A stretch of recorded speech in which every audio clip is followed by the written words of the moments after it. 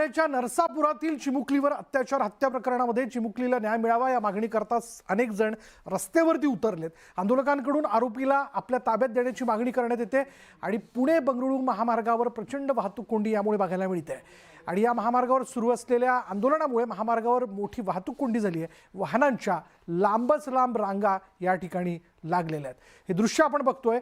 पुणे मुंबई महामार्गावरती आता बरेच जण या चिमुकलीवरती झालेल्या अत्याचाराच्या विषयाला घेऊन त्याचा निषेध करण्याकरता आणि आरोपीला आमच्या ताब्यात देण्याची मागणी करण्याकरता रस्त्यावर उतरले।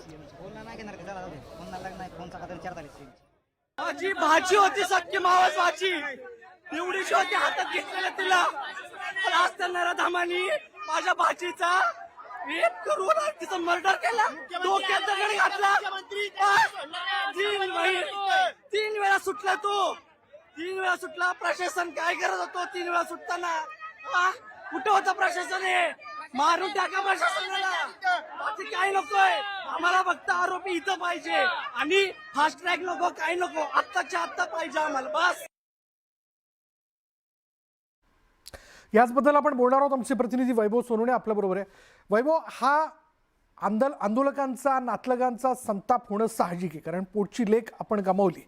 या सगळ्या ह्याच्यात आता आंदोलक त्या आरोपीला थेट आमच्या ताब्यात देण्याची मागणी केली जाते, काय माहिती आहे? विशाल, पार्थिव जे या चिमुरडीचं पार्थिव आणून कुटुंबियांनी, नातेवाईकांनी हे मुंबई बंगलोर महामार्गावरती ॲम्ब्युलन्स जी आहे ती थेट आडवी लावलेली आहे आणि पूर्ण दोन्ही बाजूंचे रस्ते जे आहेत, म्हणजे साताऱ्याच्या दिशेने जाणारा रस्ता आहे आणि मुंबईच्या दिशेने जाणारा रस्ता आहे, हे दोन्ही रस्ते जे आहेत ते बंद करण्यात आलेले आहेत आणि मुख्यमंत्र्यांनी तातडीने इथे यावे अशी मागणी जी आहे ती सातत्यानं केली जात होती। आता मुख्यमंत्री जे आहेत, पोलीस आणि मुख्यमंत्री काही नातेवाईकांशी बोलतायत अशी माहिती आपल्याला मिळते। मुख्यमंत्र्यांनी तातडीने इथं आलं पाहिजे असा आग्रह धरून जवळपास आता अर्धा तासापेक्षा जास्त हा रास्ता रोको जो आहे तो सुरू आहे। नातेवाईक प्रचंड आक्रमक आहेत आणि या सगळ्या प्रक्रियेमध्ये मुख्यमंत्र्यांनी स्वतः लक्ष घालावं। केवळ आश्वासन देऊन होणार नाही, या सगळ्या प्रक्रियेची माहिती जी आहे ती त्यांनी जरी घेतली तरी केवळ नुसत्या आश्वासनानं ही गोष्ट संपणार नाही। त्या आरोपीला इथंच आणून आमच्या ताब्यामध्ये द्यावं, त्याला दगडानं ठेचून आम्ही मारू, अशा स्वरूपाच्या अत्यंत संतप्त आणि उद्विग्न प्रतिक्रिया ज्या आहेत त्या दिल्या जात होत्या। त्या सगळ्या प्रतिक्रिया ज्या आहेत त्या दिल्या जात होत्या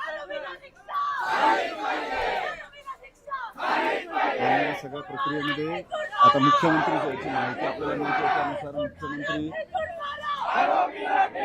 मुख्यमंत्री जे आहेत ते नातेवाईकांशी बोलत आहेत पोलिसांच्या मध्यस्थीनं आणि चर्चा जी आहे ती सुरू आहे। घोषणाबाजी जी आहे ती सतत सुरू आहे। महामार्गांवरचं ट्रॅफिक जे आहे ते मोठ्या प्रमाणावरती साधारण आता 2 ते 5 किलोमीटरच्या वरती रांगा ज्या आहेत त्या लागलेल्या दिसून येत आहेत।